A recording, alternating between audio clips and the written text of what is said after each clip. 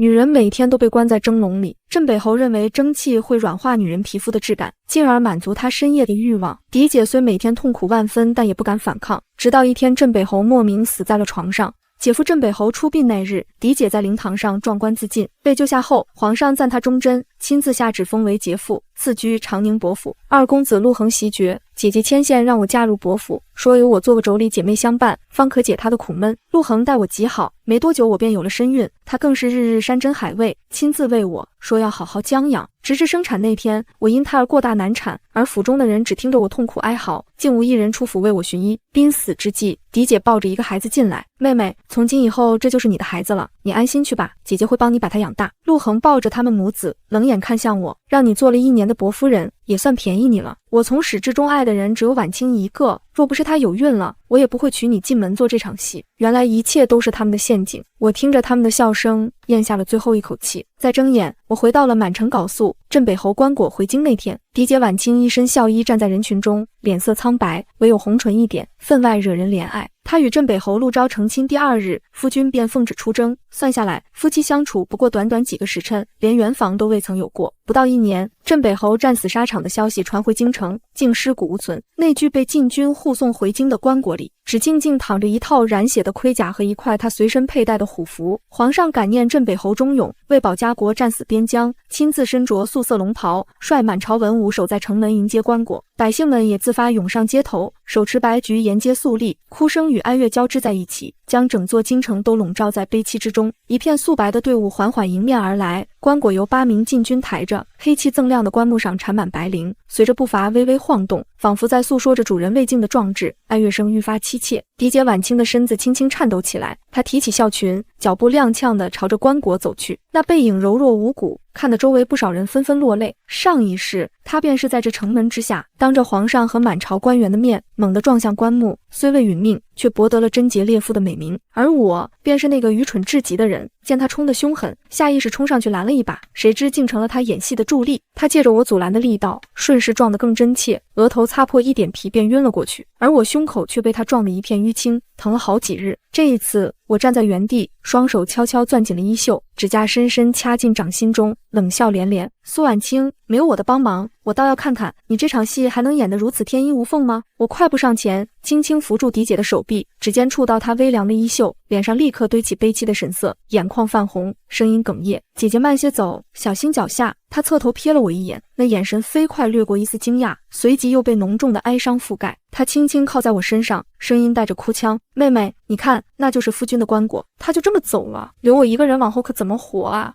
话音刚落，他忽然挣脱我的手，双臂张开，朝着棺木猛冲过去，口中嘶喊着：夫君，你为何抛下我一人走了？婉清这就来陪你。他的哭声凄厉婉转，引得周围百姓纷纷侧目，暗赞镇北侯夫人贞烈。看着他冲出去的背影，心中冷笑，果然还是这一套。我假装抬手拭泪，趁着他发力的瞬间，手腕微微一松，原本扶着他的手彻底撤开，同时口中高声哭道：姐姐，你可要节哀呀！侯爷在天有灵，也不愿看到你如此作践自己，别哭坏了身子。婉清显然没料到我会突然放手，他冲出去的力道太足，收拾不及，砰的一声闷响，额头结结实实地撞在了坚硬的棺木上，鲜血瞬间涌了出来，顺着他苍白的脸颊滑落，染红了胸前的孝衣。他闷哼一声，身体软软地倒了下去，竟是真的晕了过去。姐姐，我尖叫一声，飞快扑了过去，双膝跪在地上，将他瘫软的身子搂在怀里，眼泪如断珠般落下。姐姐，你醒醒，来人啊，快叫大夫，快救救我姐姐！我的哭喊瞬间打破了广场的肃穆，皇上身边的宫女太监们率先反应过来，簇拥着上前，小心翼翼地将婉清抬到一旁临时搭建的毡帐中。长宁伯府的人围了上来，看着婉清额头上不断流血的伤口，无不感慨：侯夫人真是贞烈，竟真的愿为侯爷殉情。是啊，成亲不过1日，便独守空房，如今夫君战死，他竟能如此，实在可敬可叹。几位诰命夫人聚在一起，低声议论着，看向婉清的眼神满是赞许。皇后走到帐口，看着里面昏迷的婉清，眼中也露出动容之色，转头对皇上说道：皇上，愿与夫君同生共死，理应大加封赏，为天下女子树立典范。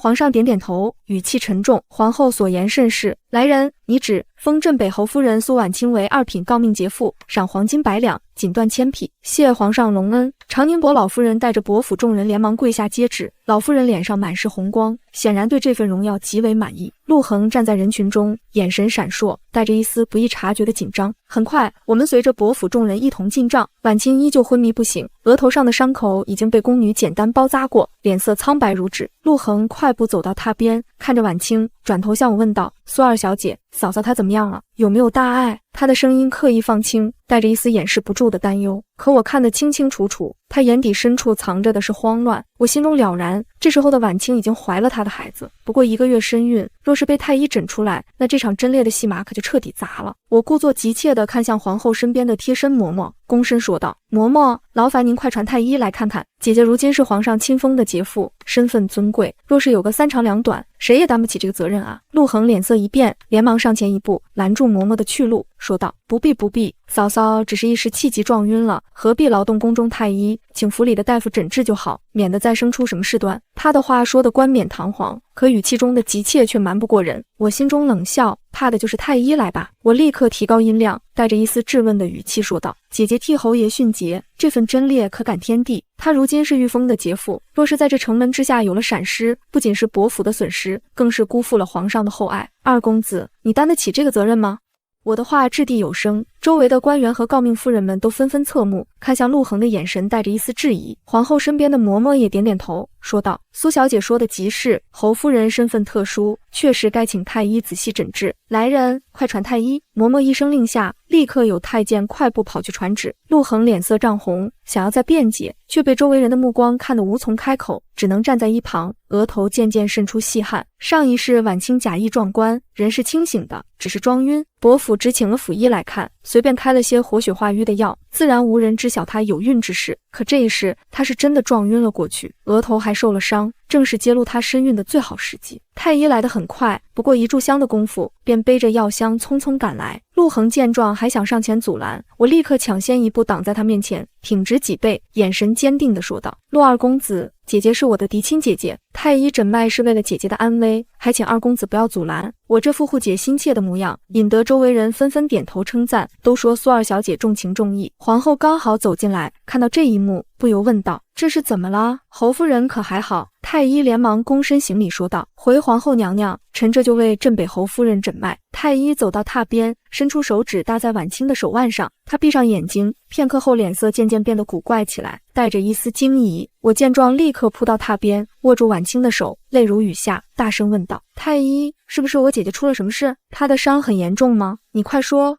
太医睁开眼看了看我，又看了看周围虎视眈眈的众人，迟疑着说道：“侯夫人身子并无大碍，额头的伤口也只是皮外伤，好生休养几日便无大碍。只是侯夫人的脉象竟是喜脉，已有1个月身孕。”这句话一出，瞬间陷入一片死寂，连掉一根针都能听得清清楚楚。所有人都愣住了，脸上写满了震惊和难以置信。陆恒脸色煞白，猛地冲上前，指着太医厉声说道：“一派胡言！嫂嫂怎么可能是喜脉？你是不是年纪大了，把脉象给诊错了？”他的反应太过激烈，反而显得欲盖弥彰。我立刻收起怔愣的神色，换上一副气愤的模样，对着太医说道：“太医，我嫡姐她素来贤淑端庄，如今她不惜以身殉情，你怎能凭空污蔑她有孕？”太医猛地站起身，拂袖说道：“你们若是不信，大可再请几位太医来复诊，老夫行得正坐得端，不怕任何人查验。”看着陆恒慌乱不已、手足无措的模样，我知道火候差不多了。我转身，扑通一声跪在皇后面前，眼泪汪汪地说道：“娘娘，您可要为姐姐做主啊！这不仅是污蔑姐姐，更是在辜负皇上对姐姐的褒奖。求娘娘再传几位太医来，还姐姐一个清白。”房内的争吵声早已传到外面，皇上也闻讯走了进来，身后还跟着2名太医院的院判。皇上看着跪在地上的我，眉头微蹙，沉声道：“既然有争议，那就再诊一次。来人，给镇北侯夫人复诊。”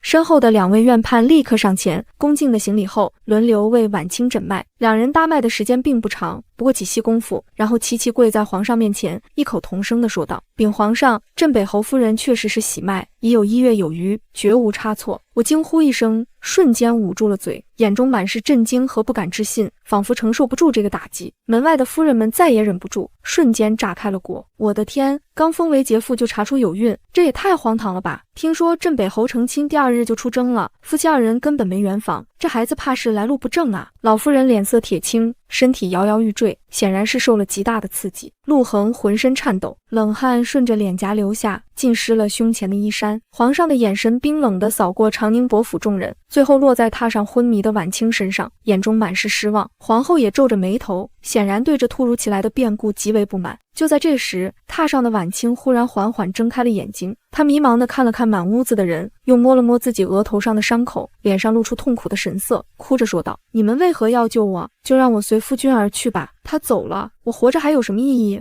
长宁伯老夫人见状，再也忍不住，厉声骂道：“呸！你这个不知廉耻的女人，快说，你肚子里的野种是谁的？你竟敢如此玷污我儿的名声，玷污我们长宁伯府的门楣！”婉清脸上的悲戚瞬间僵住，眼神变得茫然，喃喃地说道：“母亲，您在说什么？什么野种？”我见状装作气急败坏的样子说道：“姐姐，太医都诊出来了，你肚子里已经有了1个月的身孕。”婉清的脸色瞬间变得煞白，她下意识地摸了摸自己的小腹。这时，我的父亲母亲也匆匆赶来了。他们刚挤进房间，就听到了我的话。母亲身子一晃，险些晕倒。父亲连忙扶住她，声音颤抖地问道：“婉清，你告诉娘，这到底是怎么回事？是不是有人逼你？”婉清嘴唇嗫嚅着，说不出话来。长宁伯老夫人却不依不饶，冷笑道：“国公夫人这话是什么意思？我们长宁伯府治家甚严，内院除了骨肉至亲，再无其他男子，哪里来的歹徒逼他？分明是他自己不守妇道，水性杨花。婉清，你今日若不说出奸夫是谁，我便让人把你拉出去浸猪笼，以正家风。”浸猪笼3个字一出，婉清的身体猛地一颤，眼神中充满了恐惧。她下意识地看向陆恒，眼中满是哀求，希望他能站出来为自己说话。可陆恒却像是没看到一样，依旧死死地低着头，浑身颤抖，显然是想让婉清一个人把这件事扛下来。上一世他们不是爱得死去活来，为了在一起不惜设计骗婚，活活逼死我吗？这一世不过是让他们当众承认奸情，他就怕成这样，真是可笑。我心中冷笑，嘴上却继续劝道：“姐姐，你有什么冤屈就说出来，当着陛下和娘娘的面，没人敢欺负你。你快说，是不是有人胁迫你，你才做出这样的事？若是如此，爹爹和娘定会为你做主，陛下也会为你主持公道的。”我顿了顿，故意加重语气说道：“姐姐，你可别忘了，你刚被皇上封为杰妇，若是真的与人私通有孕，那便是欺君之罪，不仅你自身难保，就连我们苏家和长宁伯府都要受到牵连啊！”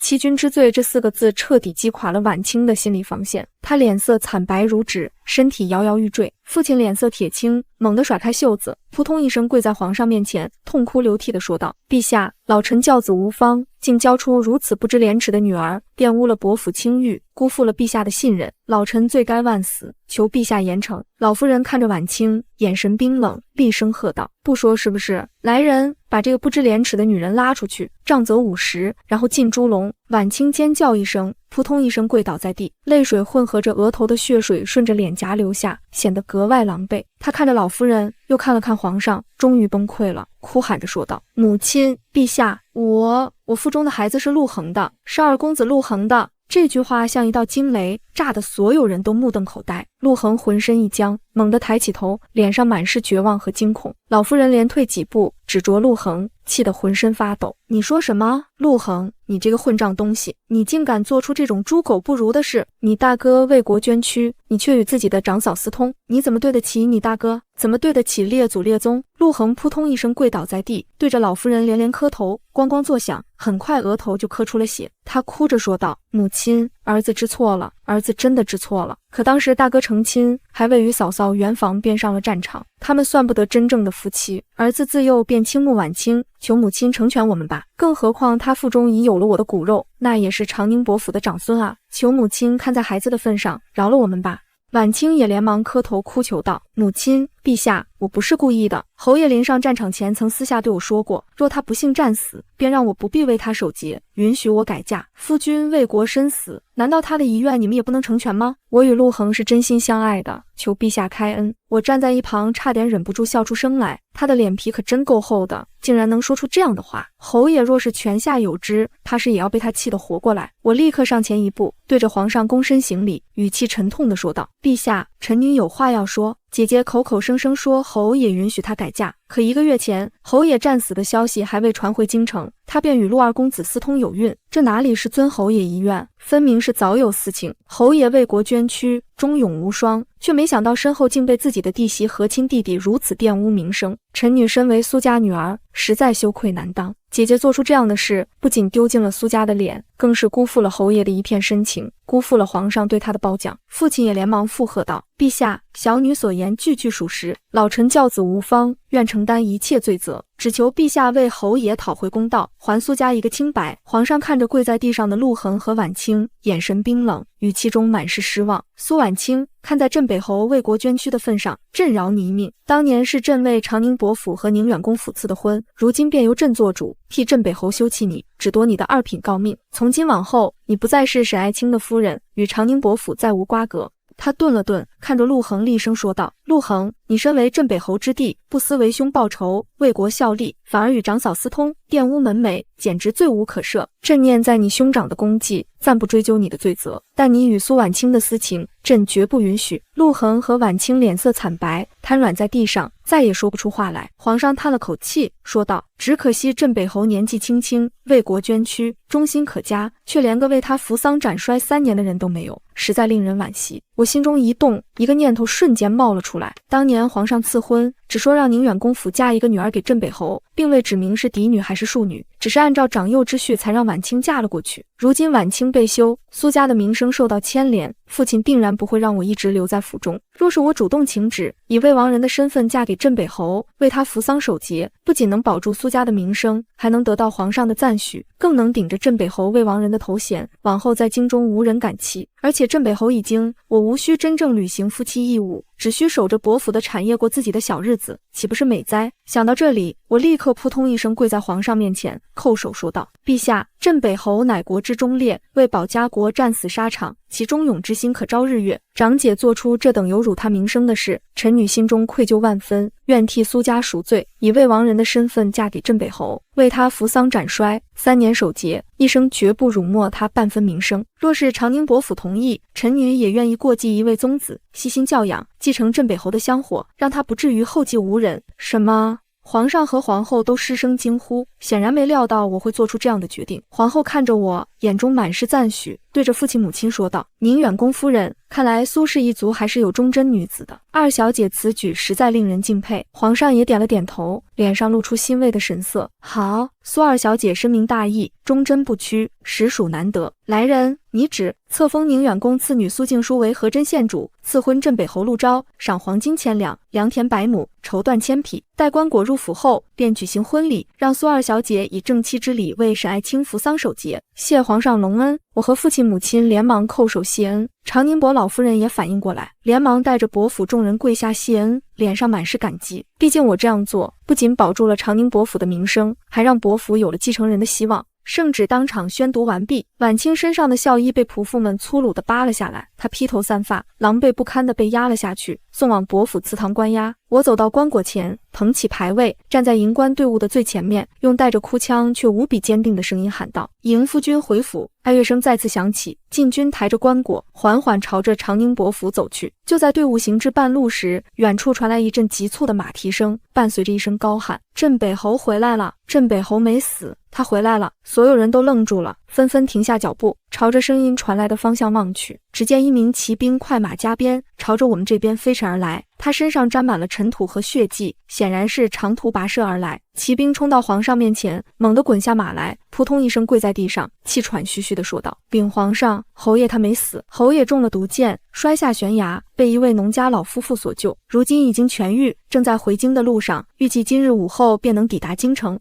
皇上大喜过望，连忙说道：“好，好，好，沈清没死，真是太好了！朕要亲自去迎接沈清。”这个消息像一阵春风，吹散了京城多日的阴霾。老夫人拉着我的手，激动得浑身颤抖。“好孩子，你真是个有福气的。昭儿他没死，他真的没死。从今往后，你就是我们伯府名正言顺的正妃。等昭儿回来，母亲亲自为你们操办一场盛大的婚礼，绝不亏待你。我心中也是又惊又喜。上一世镇北侯确实是战死沙场，尸骨无存，怎么这一世会活过来？难道是因为我的重生改变了历史？不管怎样，他活着回来对我来说未必是坏事。我对着老夫人微微一笑，说道：“母亲言重了，能嫁给侯爷是我的福气。”队伍继续前行，回到了长宁伯府。伯府上下一片忙碌，所有人都沉浸在喜悦之中，对我也越发恭敬，一口一个侯夫人的叫着。陆昭回京的消息很快传遍了京城。午后时分，陆昭果然回来了。他骑着一匹骏马，身着铠甲，虽然脸上带着一丝疲惫，依旧英气逼人。他身后跟着几名亲兵，个个精神抖擞。皇上亲自在伯府门口迎接，看到陆昭，连忙走上前，拍着他的肩膀，哈哈大笑道：“沈清，你没死真是太好了，朕以为再也见不到你了。”陆昭翻身下马，对着皇上躬身行礼说道：“臣幸不辱命，赖陛下洪福得以生还，让陛下担忧，臣罪该万死。”老夫人冲上前，抱着陆昭失声痛哭：“我的儿，你可算回来了，娘以为再也见不到你了。”陆昭轻轻拍着老夫人的背，安慰道：“娘，儿子回来了，让您受苦了。”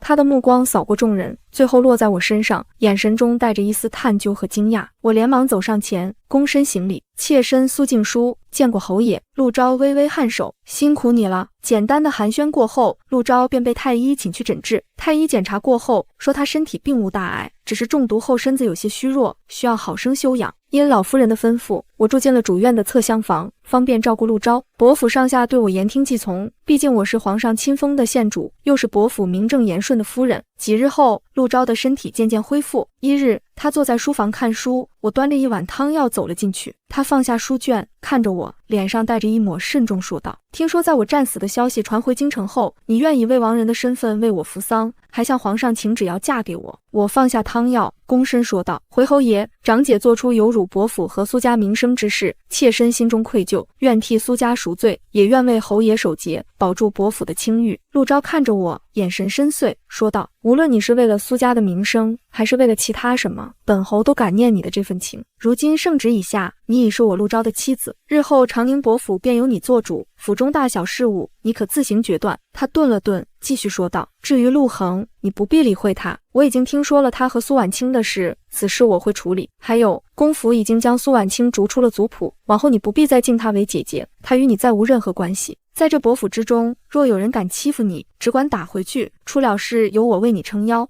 我心中一暖，没想到陆昭竟是如此明事理之人。我连忙叩首说道：“谢侯爷信任，妾身定会打理好伯府，不让侯爷费心。”陆昭点了点头，端起汤药一饮而尽。我回到自己的厢房，心中有些疑惑，上一世陆昭明明战死了，这一世为何会活过来？难道他也是重生的？可看他的样子，又不像是知道未来之事。不管怎样，如今我已经是镇北侯夫人，陆昭也对我不错，只要我们相敬如宾，安稳度日便也很好。我原本的计划是守着伯府的产业过自己的小日子，可如今陆昭活着回来了，若是他日后有了心上人，我便主动提出和离，拿着皇上赏赐的财产，找一个清静的地方，安安稳稳的过一辈子，也算是圆满了。另一边，苏婉清和陆恒被关押在祠堂跪了3天3夜。老夫人原本想直接将他们赶出府去，可陆恒苦苦哀求，说婉清腹中怀了他的孩子，是伯府的血脉。老夫人念及血脉亲情，最终还是松了口。第4日，老夫人让人将他们从祠堂带了出来。老夫人坐在主位上，看着他们，眼神冰冷，说道：“你们做出这等不知廉耻之事，丢尽了伯府的脸。若不是看在孩子的份上，我定然不会轻饶你们。从今日起，你带着苏婉清搬到后头的偏院去，往后你们的事与伯府主院再无关系。苏婉清只能给你做个无名无分的妾室，往后不得踏入主院半步。”陆恒脸色一变，连忙跪下哀求：“娘，大哥是您的儿子，我就不是了吗？您怎么能这么对我？婉清她怀的是您的长孙，您怎能让她做妾室？求您让我明媒正娶她吧。”明媒正娶，我忍不住嘲讽道：“小叔子，你怕是疯了吧？你与长嫂私通闹得满城风雨，如今还要明媒正娶她，是想让整个京城的人都笑话长宁伯府吗？”老夫人一杵拐杖，厉声说道：“休要再提，能让她留在府中给你生下孩子，已是我最大的宽容。若是再敢多言，便将你们一起赶出府去。”陆恒和婉清看着老夫人坚决的态度，知道再哀求也无用，只能不甘心地答应下来。当天晚上，陆恒便带着婉清搬到了偏院，下人们都是看人下菜碟的主，见陆恒失了势，对他们自然没什么好脸色，伺候得敷衍了事。婉清从前是高高在上的侯夫人，如今沦为无名无分的妾室，还要受下人的气，心中自然不甘。她常常对着陆恒发脾气，抱怨生活的清苦，抱怨下人的无理。可如今陆昭活着回来，她习觉的希望彻底破灭，心中越发烦闷，两人常常争吵不休。老夫人开始着手操办我们的婚礼，说要风风光光地将我娶进门。皇上特意赐下了许多珍贵的宝物作为天装，朝中官员也纷纷送上贺礼，伯府上下一片喜气洋洋。成亲前几日，我回到宁远公府待嫁，母亲虽然因为晚清的事对我有些冷淡，但父亲却对我极为满意，亲自为我准备了丰厚的嫁妆。正在这时，下人匆匆来报：二小姐、大小姐回来了。老爷说不让她进府，如今她正在府门外闹着呢。我放下手中的绣帕，说道：我去看看。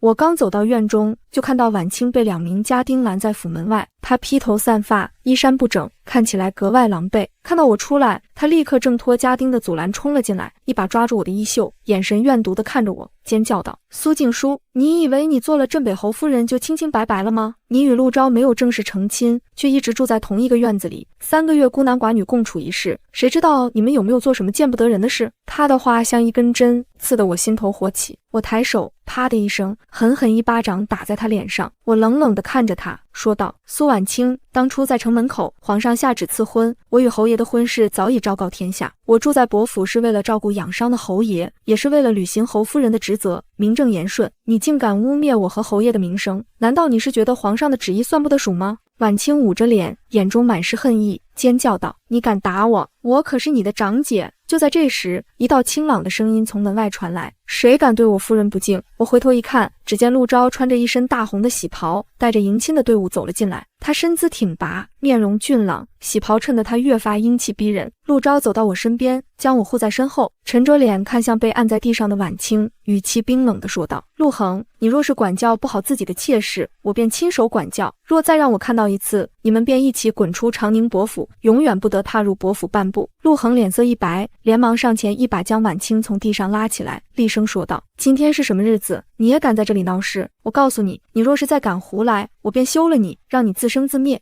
婉清又撕又打，哭喊道：陆恒，人家都知道护着自己的夫人，你呢？你从来都没有为我说过一句话，现在我被你大哥羞辱，你却连屁都不敢放一个，你到底是不是男人？陆恒被他闹得颜面尽失，狠狠瞪了他一眼，拖着他就往外走。婉清的哭闹声越来越远，直至消失在府门外。陆昭亲自牵着我的手，将我送上了花轿。这场婚礼连皇上都派了进士来观礼，宁远公府抬出的10里红妆，更是让满城百姓啧啧称赞。花轿一路颠簸，最终停在了长宁伯府门口。陆昭亲自掀开轿帘，将我扶了下来。在满堂宾客的见证下，我们拜了天地，入了洞房。第2日清晨，我和陆昭一起去给老夫人敬茶。刚走到正厅，就看到婉清披头散发，衣衫不整地冲了进来，哭喊道：母亲，你要为我做主啊！我怀着陆恒的骨肉，他却背着我在槐花巷养了一个外室，那女人都已经有了3个月的身孕了。母亲，你要为我做主，那个狐妹子竟敢勾引我的夫君！老夫人捂着胸口，她指着陆恒，气得浑身发抖。陆恒，你真是无可救药！陆恒梗着脖子说道：我与茵茵是真心相爱的，就算脱离伯府，我也要娶她，我今日便搬出去。说完，他转身就走。婉清在后面又哭又叫，他却连头都没回。后来我才打听清楚，原来陆恒从前在江南游学的时候，就与大理寺丞柳大人的庶女柳茵茵一见钟情。柳茵茵贪图陆恒的样貌和伯府的家世，并不介意他的丑闻，而陆恒则想借着柳大人的势力，在朝中东山再起。两人一拍即合，很快就滚到了一起。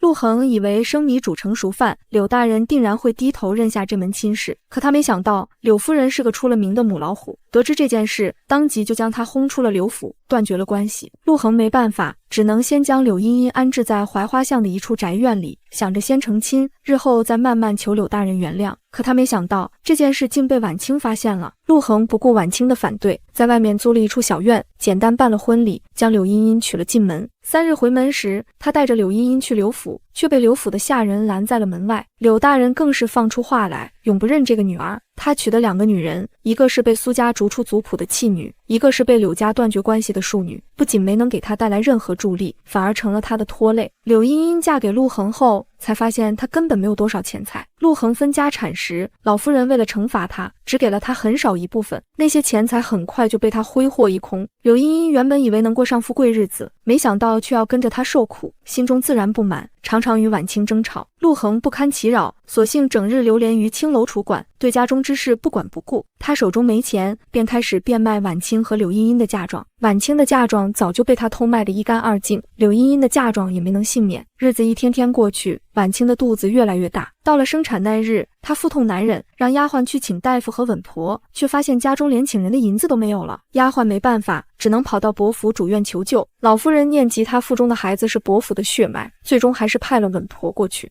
可婉清胎过大，又错过了最佳生产时间，痛了一天一夜，孩子也没能生下来。她让丫鬟去叫陆恒，陆恒却只顾在青楼里喝酒作乐。最终婉清竟活活痛死在了产床上。丫鬟哭着跑回伯府报信，老夫人让人将她的身体抬了回来，简单下葬了。陆恒听到婉清惨死的消息，居然毫无动容，直到醉得不省人事，才被下人抬回去。柳茵茵看着陆恒如此冷血无情，心中彻底寒了心。她趁着陆恒外出，带着女儿回了刘府，跪在府门外认错。柳大人毕竟心疼女儿，又见外孙女乖巧可爱，最终还是心软了，将他们母女接了进去。不过柳大人也没放过陆恒，他上了一道奏折，说他蓄意诱拐良家女子，致使其未婚先孕，败坏风气。皇上本就对陆恒的所作所为极为不满，看到奏折后，立刻下旨将陆恒抓进了大牢。消息传到伯府时，我正坐在院子里晒太阳，陆昭走过来，将一件披风披在我身上。我轻轻抚上自己的小腹，那里已经有了一个小小的生命。前几日我身子不适，陆昭急忙请来了太医，才知道我已经有了2个月的身孕。至于什么时候圆的房，我有些脸红，只能怪那夜成亲，我一时贪杯，才有了后面的事。陆昭握住我的手，温柔地问道：在想什么？你如今怀着身孕，府中的事由我操心，你只需安心养胎便好。我看着他眼中的温柔，心中一片温暖，问道：侯爷，无论发生什么事，你都会护住我和孩子的，对吗？陆昭勾起唇角，露出一抹浅笑说道：那是自然，你们是我的妻儿，我定会护你们周全。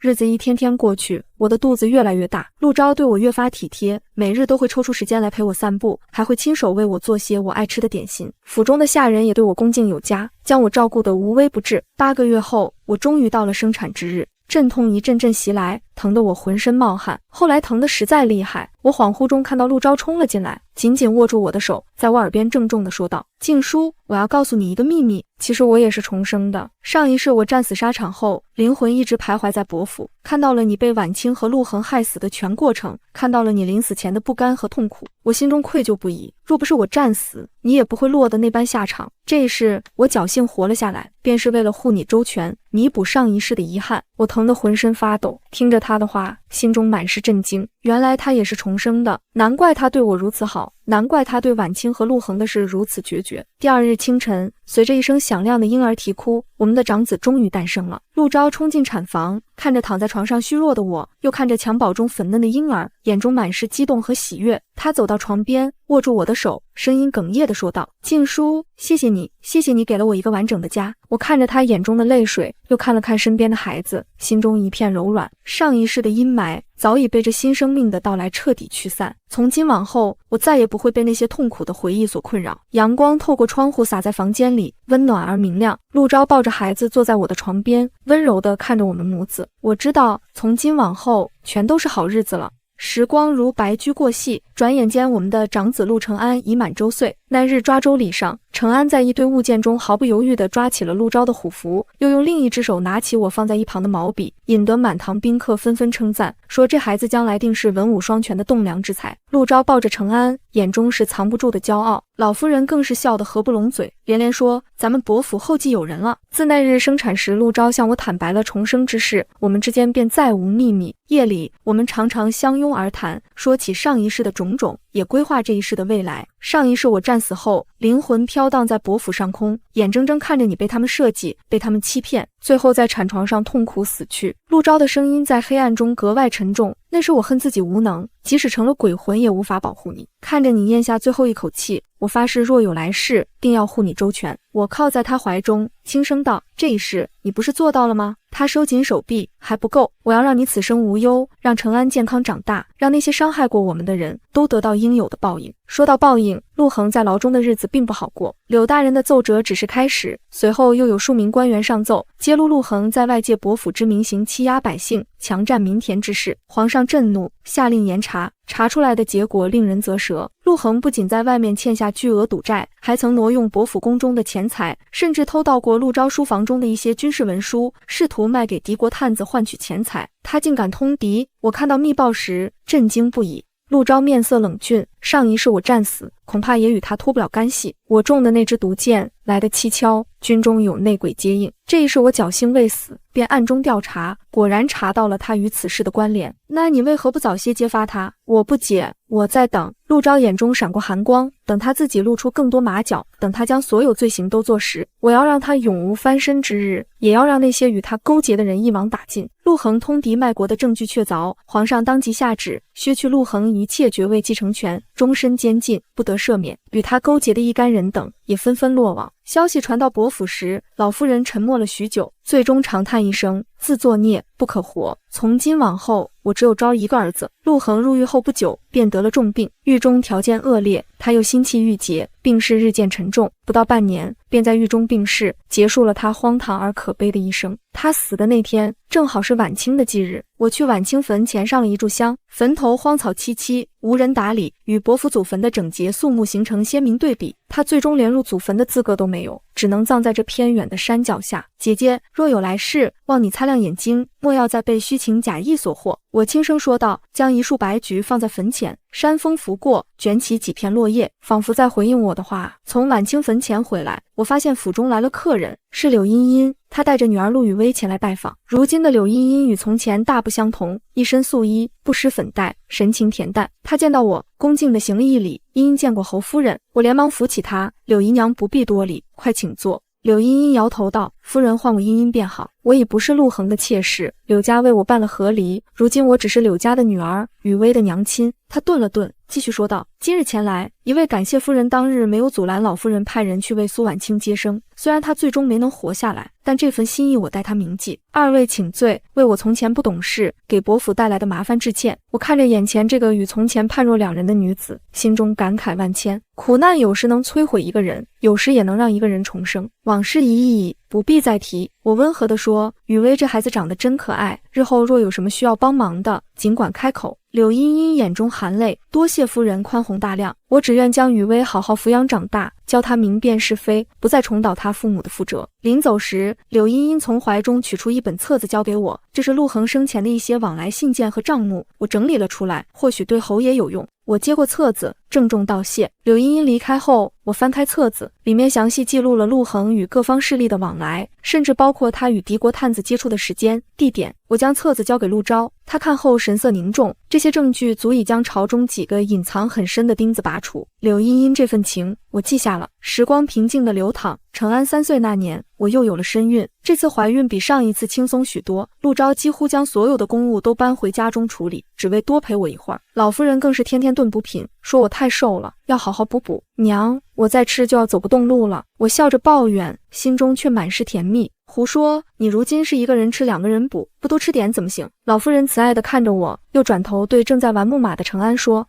你就要有弟弟或妹妹了，开不开心？程安扔下木马，迈着小短腿跑过来，小心翼翼地把手放在我的肚子上，奶声奶气地说，妹妹，我是哥哥哦。陆昭从书房出来，正好看到这一幕，眼中满是温柔。他走过来抱起程安，又扶着我，今日阳光好，我陪你们去园子里走走。春日的伯府花园，百花盛开，蜂蝶飞舞。程安在草地上追逐蝴蝶，我和陆昭并肩走在回廊下。昭，这一世能遇见你，是我最大的幸运。我轻声说。陆昭停下脚步，转身面对我，眼中是化不开的深情。静书，该说幸运的是我，上一世我错过了你，这一世能与你相守，是上天给我最大的恩赐。他握住我的手，郑重地说，我陆昭在此对天发誓，今生今世只爱你一人，护你一生，无论生死，永不相负。我眼中泛起泪光，用力点头，我亦如此。10月怀胎，瓜熟蒂落，这次生产顺利许多，不到2个时辰，我们的女儿便来到了这个世界。陆昭为她取名陆静好，取岁月静好之意，愿我们的女儿一生平安喜乐，岁月静好。陆昭抱着女儿，眼中满是温柔。陈安好奇地看着襁褓中的妹妹，小声问：爹爹，妹妹好小哦，她什么时候能和我一起玩？等妹妹长大些，就能陪儿玩了。我笑着回答。老夫人看着这一幕，擦着眼角的泪花，好好好，儿女双全，咱们伯府终于又兴旺起来了。日子一天天过去，陈安和静好渐渐长大。陈安聪慧好学，5岁便能背诵百首诗，7岁开始习武，进步神速。静好则活泼可爱，是全家人的开心果。陆昭在朝中日益受到重用，皇上多次公开称赞他是国之栋梁，但他从不居功自傲，反而更加勤勉谨慎。